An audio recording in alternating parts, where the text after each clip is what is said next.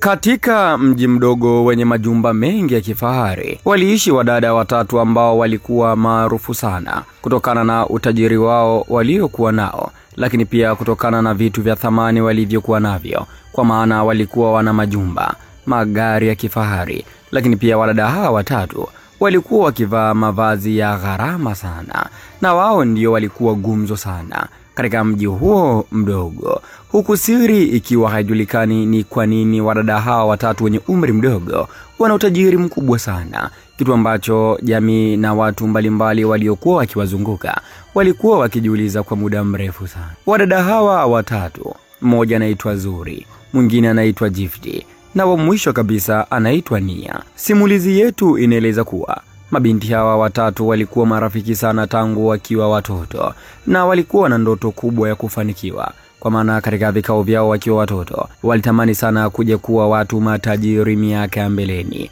wanapokuwa wakubwa. Hivyo basi, kutokana na shauku lakini pia kutokana na kutamani sana kuja kuwa matajiri, kuliwafanya vijana hawa watatu wapambane ili waje wapate maisha mazuri. Lakini kadri siku zilivyozidi kwenda, umri ukasogea, waliona ni jinsi gani kupata maisha mazuri na ya kifahari ni ngumu kweli kweli.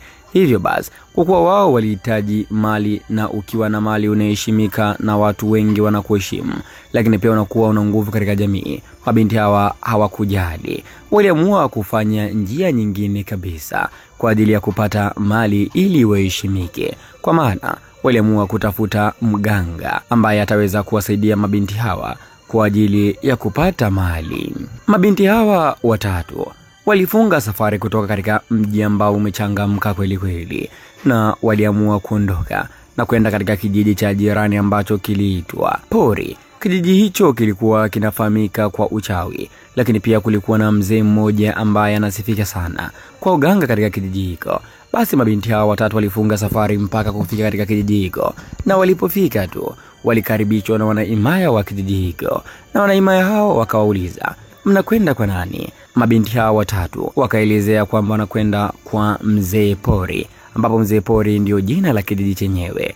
Wakaambiwa, kwa mzee Pori mna miadi naye? Akasema, tunakwenda, tuna matatizo, tunataka kwenda kusaidiwa huko. Basi bwana, wanakijiji waliwapokea, wakawasindikiza mmoja kwa moja mpaka kwa mzee Pori, na kisha wakawaacha huko kwa mzee Pori. Mzee Pori mara baada ya kuwatazama vizuri mabinti hao watatu machoni mwao, mabinti hao kwa kuogopa waliinamisha vichwa vyao chini, na kisha mzee Pori akazungumza kwa kusema ya kwamba, wajukuu zangu, najua kilichowaleta huku, mnahitaji utajiri. Je, mpo tayari kwa masharti? Mabinti wote watatu kwa uoga wakatikisa vichwa kuashiria ya kwamba wao wako tayari kwa ajili ya masharti ya mzee huyu.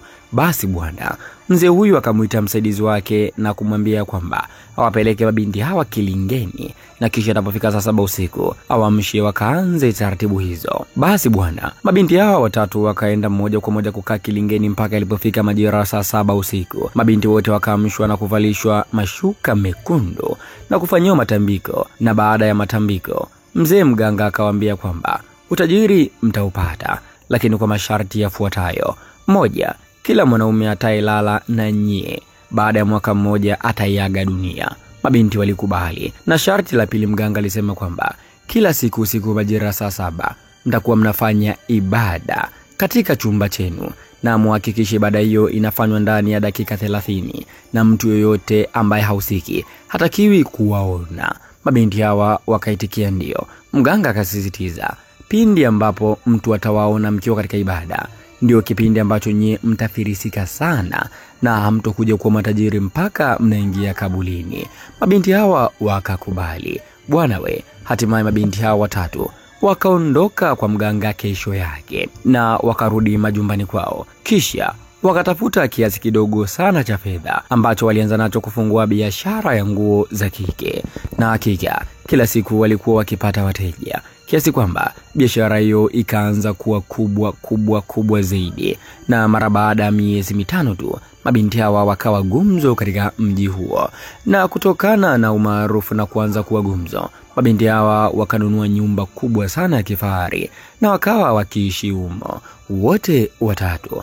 Mara baada ya mwaka mmoja tu kupita, wale wanamume ambao walitembea na mabinti hawa tayari kama ambavyo masharti ya mganga yalikuwa yanasema, wakapoteza maisha. Sasa basi, kitu ambacho mabinti hawa wakawa wanawaza ni kwa namna gani wataweza kuendesha maisha yao bila kuwa na misukosuko wala kuvunja masharti ya mganga. Kadri siku zilivyozidi kwenda, mabinti hawa walikuwa matajiri na kumiliki vitu vingi vya thamani, na utajiri wao uliwashangaza watu wengi kutokana na mabinti hawa kufanya biashara ndani ya muda mchache na kupata mafanikio makubwa. Hakika watu wa mji huo wakawa wanajiuliza, sasa basi kutokana na mabinti hawa watatu kukaa katika nyumba moja, uvivu uliwapitiliza, kwa maana kila mmoja alikuwa akimtegea sana mwenzake kufanya kazi.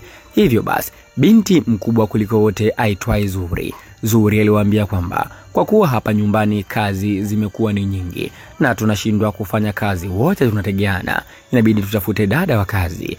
Na kwa kuwa wote walikuwa ni wavivu, walikubaliana ndio tutafute dada wa kazi. Bwana we, waliongea na mtu ambaye anahusika na masuala ya kuwatafutia watu dada wa kazi, na mtu huyo aliwajibu kwamba kesho nitawaletea dada wa kazi. Hakika ilipofika kesho yake, waliletewa dada wa kazi, akawa akifanya kazi ndani kwao.